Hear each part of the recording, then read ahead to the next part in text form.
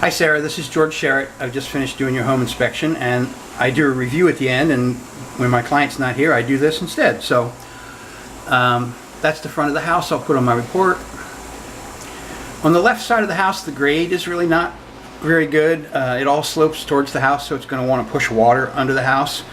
I didn't see that there had been water under the house, but still conditions can change over time, so I'd recommend, changing the swale here. You have to dig down in this area and slope it more this way. The gutters are plastic. I'm not a big fan of plastic gutters. They always leak. The joints always pull apart. By the time you go to Home Depot and buy all the gutter and all the little fittings you have to buy, you could have spent the money and just had a gutter person come out and fabricate you custom gutters. So I would recommend getting rid of these things. They're leaking all over the place. None of the exposed windows or doors have flashing above them, and this design particularly I'm not a fan of. It's just a real big flat surface, and with the siding being 2-on-11, meaning it has grooves in it like this, water's going to hit that flat surface and go down those grooves and get behind the trim and everything and cause that to rot. So I would recommend, oops, lost my glasses, having a contractor properly flash the exposed windows and doors. The trim in the corner of the siding here at the back left corner of the house is in contact with the ground, so I would dig that away. This window in the back wall of the house hasn't been properly installed. They don't have any trim around it. They just cut some more plywood and used a ton of caulk and expanding foam, and it's just kind of a mess. So have a contractor properly install that window. This is where the electrical supply comes in or goes out over to the shop. Rain's going to hit this and want to go inside the wall, so that should be sealed. That electrical cover, even though it's under the front porch, really should have a cover on it. Electrical outlet, rather. There's an open void area in the front porch roof. It's covered from over top, so I don't think water gets in there, but it's just kind of odd that they left that open. That outlet on the right-hand wall of the house needs a cover.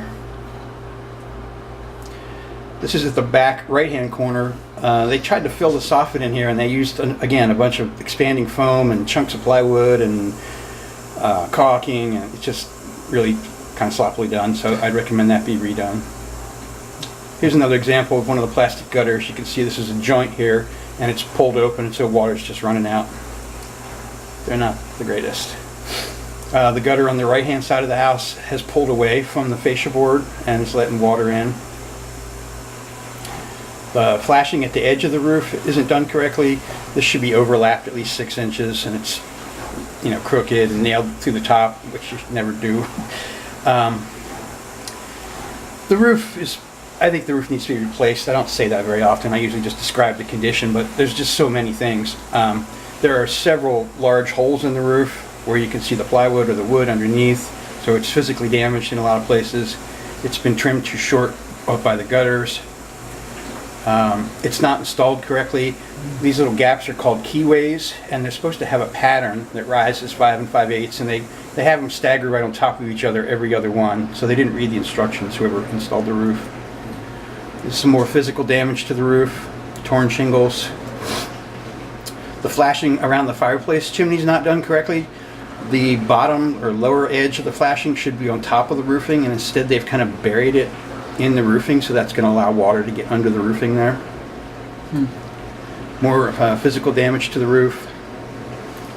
There's moss on the roof in a lot of places. It's not real thick yet, but it's pretty prevalent. They didn't use any roof-to-wall flashing where the roof comes up here and hits the wall. They just ran the roofing up against the wall. So that's kind of odd. On the barge rafters, on the sides of the roof, they trimmed the roofing too short. That should be sticking out about 1 inch. This brace, or lookout as some people call them, isn't very well secured. You can see the lag bolts they were going to use to do that are only partially in, so I'd recommend that be properly secured.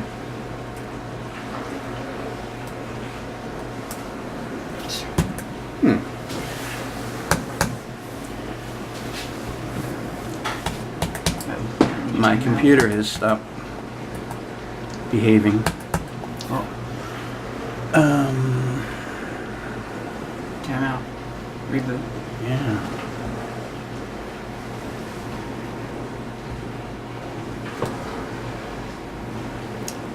Looks like Billy Bob did the freaking roof. Yeah, for Yes, free. Yes, it does. Okay, so that's just another shot of the swale, or the lack of swale. There's a weird anomaly on the roof right here. I think they got the barge rafter not at the same height as the roof, so there's kind of a weird hump there. They also didn't trim the roofing correctly. They trimmed it too short in some places and left it hang over in others. They just did a poor job on the roof. These are rough. That's okay. There should be flashing here, but they just ran the roofing, and stuck it out in space. There should be 90 degree metal flashing there that won't allow water to get under there. Can I catch you and say there was an exposed wire in the picture that you moved past? There's an exposed wire. Yeah, Down right there. that's a telephone wire, and I don't Oh, pay is any it? attention to Perfect. those. Cool. Yep. I didn't know it was telephone. Thank you. It's either low voltage or cable or telephone. I just saw wires. Thank Yep. you. Sorry. Yep. No, that's fine. Good question. There's a lack of venting on the roof. There's only 2 roof vents on the whole roof, and it's caused problems in the attic that we'll get to in a little bit. This little cadet style heater in the laundry room area caught on fire a few days ago, I guess. Yeah, she knows. And so, okay, it's Being breakers replaced. turned off and being replaced. The dishwasher's not secured well to the cabinets. That can be hard on the plumbing connections and the electrical connections. So I'd recommend that be done properly. This is just a general shot of the kitchen. The air gap, which is an anti-siphon device for the dishwasher, is missing its metal cover. So I'd recommend one of those be installed. The light above the sink burned out while I was standing there at the sink, so it's probably the bulb. Put a new bulb in it. If that doesn't fix it, call a licensed electrician. That's the switch that controlled it. The stove doesn't have an anti-tipping device. That's an important safety feature, especially if you have kids around. The control plate on the front of the stove's damaged and is kind of recessed back in the opening, so I'd recommend that be fixed. The exhaust fan above the stove just blows back into the room, so if you burn something, it's just going to blow the smoke, out the top here. Ideally, it should be vented to the outside. One drawer to the left of the stove is missing, so I'd recommend that be replaced. There's a carbon monoxide alarm on the first floor in the hallway, which is correct. This is just a general shot of the bathroom. The control buttons for the fan in that first floor bathroom are damaged. One button's missing. The grout has cracked at the backsplash deck junction here, so water could potentially get in there. I'd recommend that be sealed. Here's another one of those little cadet style heaters. These need to be cleaned on a regular basis. They need to be vacuumed out so that dust and lint don't build up in there. There were 2 switches in what I'll call the black room, Yep. here and here, and then there were these cover plates. These are electrical cover plates. I suspect this was where the bed was supposed to go, and there were sconces here at one time, and he could turn his light off and the other person could turn their light off or whatever, and they got rid of them. I always recommend a pan underneath hot water heaters that are at the same level as floor coverings in the house. Losing my voice. This is a safety valve. One of the stipulations of the plumbing of that is that it not go uphill, so this is incorrect. And safety issue. So have a licensed plumber fix that. I couldn't get that fan to operate. This closet door is missing hardware. The cultured stone surround by the fireplace has never been finished. Fireplace looked okay. Fire bricks looked in good shape, and the gasket was in good shape.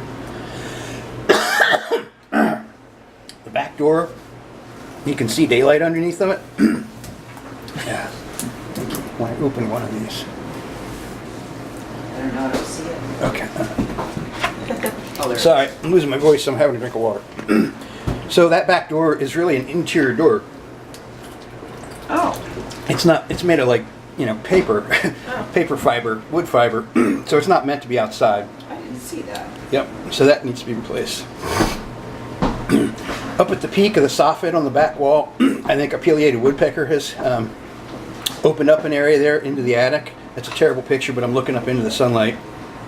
Have a better one later. There's no handrail in the stairs, so that would improve the safety of the stairs. There's no room for any. Right. There was one carbon monoxide alarm on the second floor in the front bedroom, but they should really be more centrally located, like between the bedrooms, so they work for both of them. This is where I'm looking out the window where there should be roof-to-wall flashing here. The flashing would go up behind the siding and out over the top of the roofing to keep water from getting in, and they've just run the roofing up the wall here. Here's that lookout that's not well secured. There's a hole in the roof right here where something, like a limb hit it. That's right outside the second story window. There it is up close. There's damage to a bunch of the bedroom doors. There are cracks and holes in the doors in several locations. Animal scratchings, so you might want to replace those. It's a general picture of the second floor bathroom. I think the shower head must have been leaking at some point. The walls, the sheetrock's been damaged here a little bit, so have that repaired. The toilet's loose on the floor, and that can cause the wax ring to leak over time. I ran my moisture meter around the toilet, and it was dry, so it hasn't leaked yet, but I would recommend that a licensed plumber fix that. This is underneath the second story bathroom sink. Someone has done some plumbing here that's not standard. They've used galvanized fittings on the copper pipes, and so that creates a situation called electrolysis. You have two dissimilar metals together without what's called a dielectric union, and you'll get electrolysis. That basically means one of those pipes will rot out, basically. So have a licensed plumber fix that as well. That's where it is. Someone installed GFCI outlets in the bathrooms, and there's already GFCI breakers in the panel.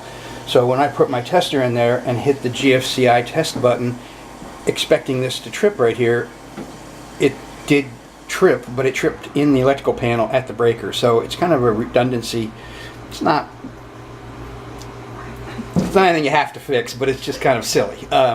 I've asked my electrician about it. It's not a safety issue or anything, but it wasn't necessary, and somebody didn't know.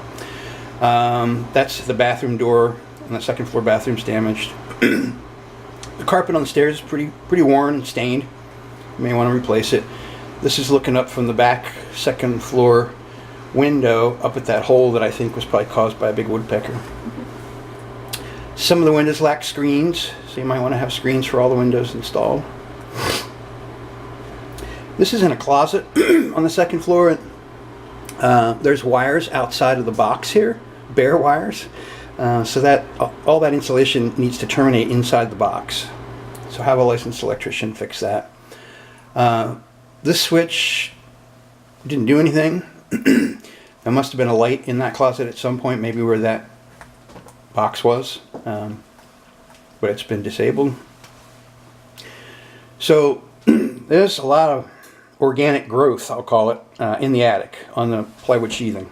Oh crap.